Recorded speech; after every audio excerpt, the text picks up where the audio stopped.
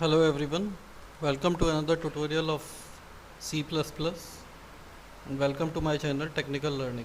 So for watching technical videos, please subscribe and like my videos and comment whatever the problem you are facing in my tutorials. So today I am going to cover the topic that is we are covering working on the inheritance. In the previous lecture we have covered that the single level inheritance. Now in this lecture I am going to cover about the multi-level inheritance. What is multi-level inheritance? Multi-level inheritance, as you able to see in the diagram, that there are three classes. You can create more than three classes. Each parent class inherited with the means suppose that class B which inherits the properties of class A. In the same manner class C inherit the properties of class B. So this is called multi-level inheritance, in which the levels are created. If we have the further class T, then it will inherit the property of class C. So this diagram is all about to show how the multi-level inheritance will work. So we can inherit the class either with the public calling or either by the private calling. It will be depend on the what type of access specifier you are defining to the parent class. So let's cover this topic with the help of example.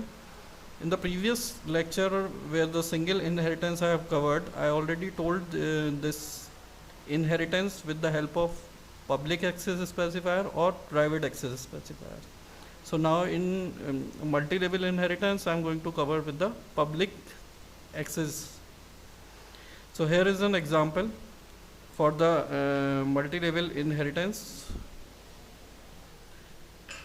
So here you can see that first class which I have created, that is the base class. In base class public under public section I have declared one variable, that is x, and one function, that is get data. In this video or in this class I have declared the function within that class, not outside the class. If you want to specify that particular function outside the class, then you can do it as we have done in the previous lecture in the single inheritance. So here I have declared that function definition within the class.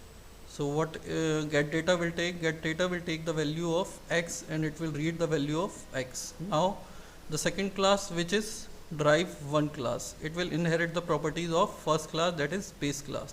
The parent class of drive1 class is the base class. Here variable which I have declared as public, that is y, and one more function, that is read data. Here in the read data we are putting the value of y.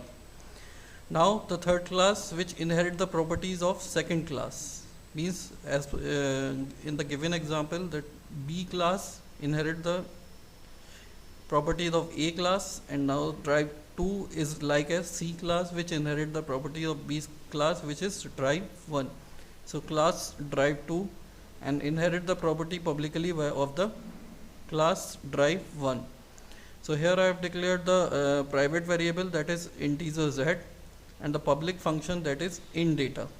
In data we are putting the value of z, and after that a function which is calculated the value of product of all three variables, in which x and y are the public variable, so they can access in this function, and z is the private variable. So z variable can only be used by the drive2 class only, not any other class can use the z variable directly. So two functions we have created. Now come to the main. In the main I have created the object which is of the last declared class, that is drive2 class, or as given in the example, that is class C.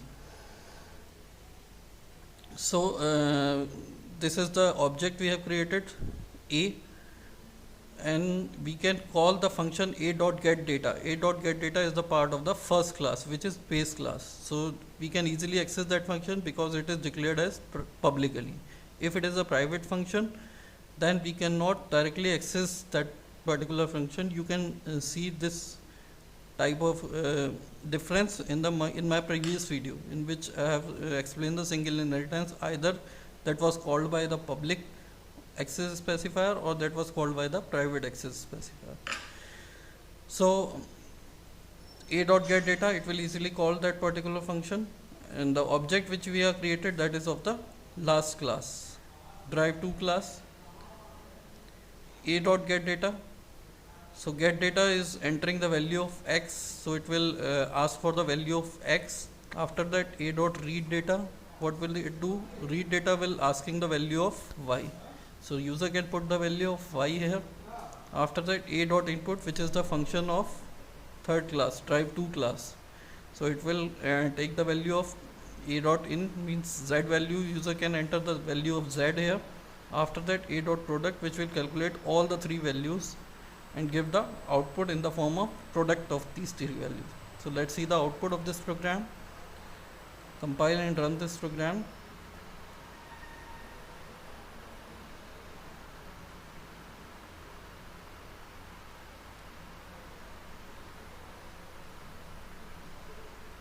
So here it is asking for the x value, put the 5, y value, put the 4, and z value, and the output, which is here 40. So it is okay with the outputs. So in this way we can create the multi-level inheritance. You can also create it by using the private access specifier. So thanks for watching this video. In the next tutorial I will cover the multiple inheritance. So if you have any problem or anything which you are not able to understand, you can simply comment in the videos. Thanks for watching and thanks for giving your time.